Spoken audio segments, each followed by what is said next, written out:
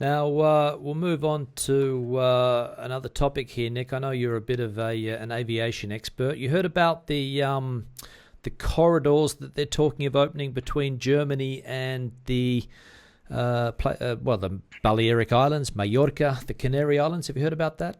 Yes, it's not the first. There'll be a few more corridors to come yet. Um, I saw that one today about Germany and the Balearic Islands because, yes, a lot of Germans now are desperately wanting to come down for their holidays here.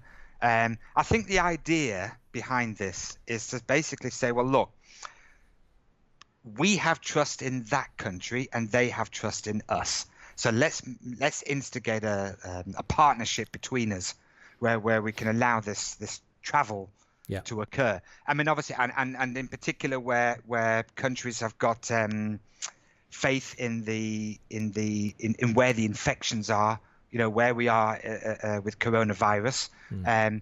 Everything's calming down now within Europe. In fact, the epicenter of the coronavirus now seems to have shifted to South America. Brazil is taking an absolute battering at the moment. Yeah. Peru. Yeah, Peru and Ecuador. So yeah, we've got the corridors. It's going to be interesting to see how everything works out. I mean, I did crack up last week. I don't know if you know, there was a bit of a spat between Spain and France. Because of the quarantine. Sorry, yeah. Yeah, the quarantine. Yeah. So this was, first of all, they were talking about this relationship between Spain, Germany, Italy, and France. Okay, get the four together, allow people to travel Exactly. freely between them. Which makes sense, right? Absolutely, because we're all in a similar boat and we're in a similar area. And then France turned round and said, no, sorry, anybody coming from Spain, 14-day quarantine. And then Spain, the Spanish government turned around and they actually worded it almost as I'm about to say it. They turned around and said, because you have put the quarantine against our citizens and travelers, we're going to do the same against yours. No, I think it was the other way around. What do you think? Spain went first, and then France reacted? I'm almost certain it was Spain, and then France reacted to Spain. Yeah. I think that was the way it worked. Yeah.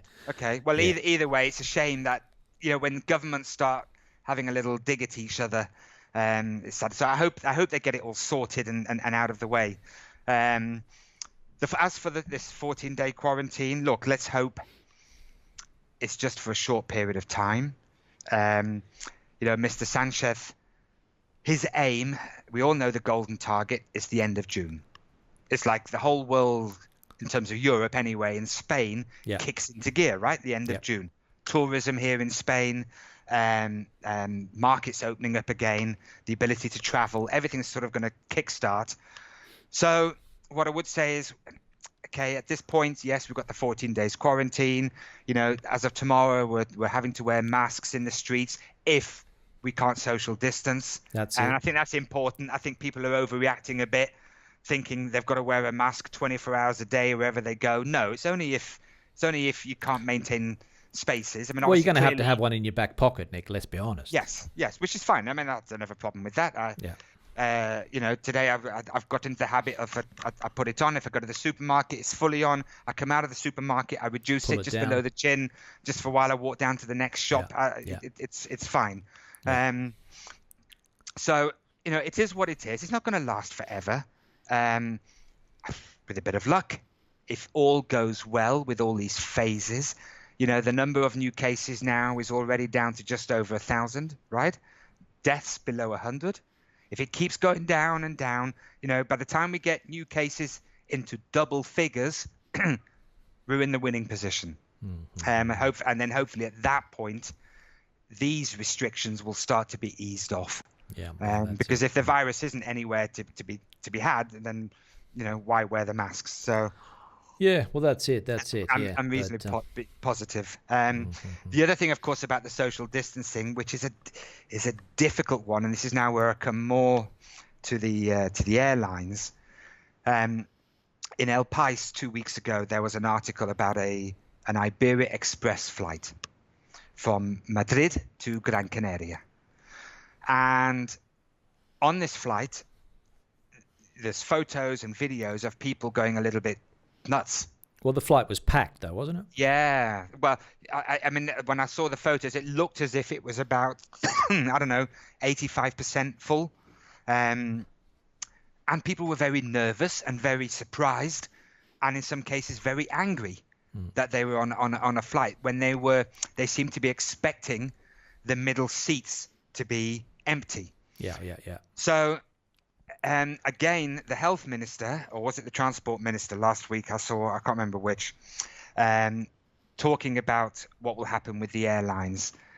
Now, they've made a decision that they will not force airlines to block off middle seats. Okay. And now let me explain a bit more about this, the problems that we have here. So the short haul carriers here in Spain, which are primarily Air Europa, Vueling and Iberia, in particular Iberia and Vueling. Now they use Airbus A320s, generally speaking, on their domestic flights and their short haul European flights. Okay. The flight from Madrid to Gran Canaria was an Airbus A320. So the configuration there is 3-3. So if the government were turning around and saying, we don't want you sitting next to somebody else on a flight, okay, that's where people have got it into their minds, middle seat. Yeah. Okay, because 3-3, the only way you can have people sitting separate is the middle seat. Now, here's the problem. An Airbus A320 has, in economy class, 24 rows of the 6 seats. That's a total of 144 seats.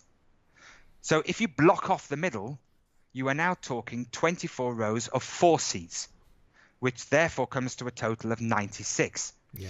Now that represents 66%, therefore, of the sellable seats. Can an airline like Iberia or Vueling operate at a level of 66% maximum capacity? It's touch and go, I think. But is that difficult. Not going to be another cost that's passed on to the flyer in this case, Nick? What, as in the raising of prices? Well, for example, right? So if you maybe you pay for a seat and a half, do you know what I mean? I think that would be a dangerous game. It's a possibility, and okay, the old logic of demand versus supply could in theory kick in, but obviously at a time like this, where the primary goal of airlines should be to encourage people to come on board again. Yeah. If they start upping the prices too much, they're going to get into trouble that way. Now, the problem Iberia have as well is on the long haul stuff. All basically the aircraft that Iberia use are A330s and A340s, which I don't know if you've ever been on one. The configuration of those is 2-4-2. Yeah. Now, if you instigate not sitting next to somebody on those flights, you actually reduce the capacity by half. Yeah. And that would be very difficult. I think, and this, I'm just thinking off the top of my head here, but you probably fall into a similar age group to me here, Nick. So you remember flying back in the 90s, right? I mean, there was no low cost back in those days. I think EasyJet was one of the first, right? Yes. So if you wanted to go from Madrid to Brussels or Paris during the week, you paid a lot of money to fly back in those days, right? Absolutely. Do you think we're going to go back to those times? Do you know what I mean? Where maybe low cost disappears for the time being, if it's not profitable, let's say, and we go back to expensive flights again, therefore reducing the amount of tourists coming in. Because let's be honest, the tourism industry, in my opinion, has gone crazy in the last 10 years. Yes, it has gone crazy, and you could argue that is down to the low-cost airlines coming in. I mean, obviously, coming into Spain, you've got EasyJet, Ryanair, and Norwegian. Well, I'm talking about those short-term trips, right? So I'm talking about back when I was traveling back in the 90s. You went to a place, you stayed there. There was you could go away for the weekend, but it wasn't common to hop on a plane and go to Amsterdam for the weekend from Spain. Do you know what I mean? It was maybe you did it from the UK on a ferry, right? You hopped on a ferry and went from, to Amsterdam for the weekend or maybe Paris. But I remember back in the day, this weekend travel's really become very, very popular. I think It's a good question, Stuart. It's difficult for me to give you a definitive answer on that. I think, look, you've got the two types of travelers. Well, three types actually now. You've got the short stay people who, yes, want to go away for a weekend. Now, actually, you might be right in one sense that I think there'll be a lot less of that going on, certainly in the short term. I think we're looking at 2021 really before that gets going. You've got people actually wanting to go. Then the second group is you actual holiday makers, or, if you talk about travel, say between Spain and the UK, Spain and Germany, etc., there are a lot of people who own second homes down here, or rent places. They come down here 3 or 4 times a year. And I think once we get towards the back end of this year, I think when we get to sort of October, November time, I think they will start traveling again, in numbers again. Yeah. And then, of course, you've got your business people.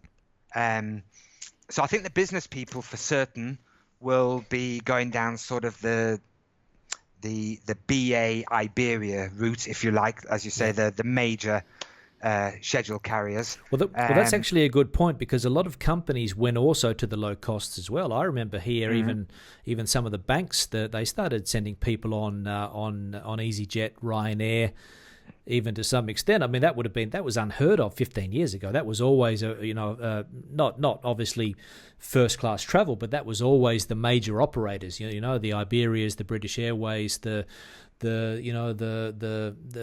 TAPs in Portugal, and then companies decided to start using the Ryanairs as well. Yeah. Okay. So there's 2 parts to that. One side that you could argue where business travel will be less will be because I think what coronavirus has done, this pandemic, this crisis, has encouraged companies to operate more remote work online. So I think certainly to begin with, I would imagine, again, until 2021, a lot less business traffic anyway, whether it's low cost or regular, simply because more people are doing remote work. And with the technology we have what? Skype, Zoom, Microsoft Teams, video conferencing now has gone through the roof, and companies can operate now without necessarily having to send a business traveler. Sure. On the other side of the coin, if you think about now what the business travel is going to be like, and what I mean by this is consider what's going to happen in the airports and on the airplanes now for the next few months. You're going to arrive at an airport, you've got to have the mask on. The different airports, different countries are going to have their procedures, unfortunately for the moment. I wish they'd all get together and get it sorted, but they're all likely to have their own procedures. So, you might have temperature checks. There's certainly going to be additional checks. Everything is going to be slower. I mean, I've heard through the grapevine, airlines at many airports are going to be saying, look, if you're going to fly internationally, we need you here 3 hours beforehand in order to get through all of the checks that are going to be needed.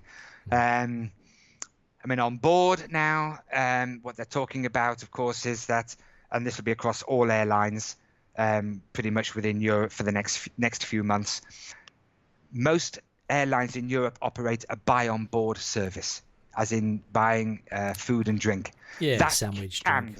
Yeah, that's stopped now, basically, for, I think it's less than 4 hours, for flights of less than 4 hours, which pretty much covers Europe. I mean, the only flights really that are 4 hours would be something like London to Tenerife is a 4-hour journey. The other side, you've got Moscow. I mean, that's it. So everything falls within 4 hours. So no buy on board, no food, no drink. You've got to sit there with a mask on. Yeah. So more profit gone. Yeah. Well, yeah. But they've got to do what they've got to do for the short term. I think they just want to try and win the passengers back somehow. For business travelers, I mean, I'm an advocate of the traditional route, as in, making use of scheduled airlines, in particular Iberian BA, but actually mine's for a very, very good reason. And I would say to people in particular now who either live in Spain and travel a lot overseas, whether it's business or pleasure, once this gets going again. And for those people coming into Spain for their second homes, I know people, Stuart, who come here 4 or 5 times a year, and they've always been flying, like you say, Ryanair, EasyJet, whatever. Now, I would like to say something here, and it's a very positive note in terms of, we've been through the cosh. You know what, folks? I'm going to sit here and think about my holiday next year. I want to have a good old holiday next year, and I have a target. I fly with Iberia Airlines or British Airways all of the time when I'm going back and forth between here and the UK. So you've got plenty of points. Yes. Well, I've already got 61,000, and Iberia have a sweet spot. A business class return from Madrid to New York JFK or Chicago is only 68,000 avios. And avios is the name given to the miles the that you can accumulate with Iberia and British Airways. And it really doesn't take much to get to those points. There's a misconception about frequent flyers that, when I say, when I show people this is my Platino card from Iberia, and people say, well, why do you always fly Iberia? And I say, well, actually, no, I don't. Because a misconception is that when you are a member of a frequent flyer club, that you only either collect points with that club or you can only spend them with that club. Okay? And that's wrong. And people need to understand you have 3 main alliances in the world that almost every major airline is a part of, with the exception of Emirates. And they are SkyTeam, which is basically Air France, KLM, Virgin and Delta, and a few others. You've got Star Alliance, which consists of Lufthansa, Swiss, Singapore and United and others. One and World. Then you've got One World. You got it. And that's Iberia, BA, Cathay Pacific, Qatar, American Airlines, and Stuart, for your benefit, Qantas. Oh, they still exist? Yes, Qantas still exists. Yeah, Qantas is part of One World. So for us living here in Spain, actually, with us having Iberia directly here, it's like we have access literally to the world straight from where we are. It's brilliant. So I fly Iberia and BA most of the time when I'm backwards and forwards between the UK, but I've also flown on Qatar and Cathay Pacific. And, you can collect points when you fly any of those airlines. And crucially, you can redeem those points for free flights or upgrades, again, on any of those airlines. So it's a fantastic concept. And I say to everybody out there, join the Iberia Plus program. You've got nothing. It doesn't cost anything. And instead of, look, when you fly Ryanair or EasyJet, and I'm going to give you a great example. 3 times last year, I flew business class from Malaga to Gatwick, return. It only cost me, these 3 times, about 320 euros. The equivalent flights on EasyJet at that time, it was during the summer, were about 220, 230 euros. So, okay, I paid 100 more, but I was in business class. I got access to the business class lounge. Yeah. I ate and drank myself merry without it costing me a penny, okay? And crucially, I accumulated the points in the process. When you spend your 150, 200 euros, whatever, on an EasyJet flight, when you've made that flight, that's it. That money has gone and you'll never recoup it. That's it. That is correct. Yeah, there's no point scheme on those airlines. That is for sure. All right, Nick, so we'll start to wrap it up, mate. I've got to head off. Anything you want to finish up with here? No, just I suppose just, say to everybody, things are looking up, right? We're all in, you're either in phase 0.5, as you guys are in Madrid. That's it. We're in phase 1 down here. Most of the rest of Spain is already in phase 1, about to go to phase 2. We're getting over the worst of it. Let's all start thinking positive. And as I say, in my mind, holiday next year, big old holiday somewhere is on my hit list. With your points. Absolutely, make the most of it. Yeah, that's it. All right, Nick, good one. We'll be in touch. Thanks for your contribution again today. You're welcome. All right, Nick, have a good one, and we'll be in touch. Okay, see you later. Bye.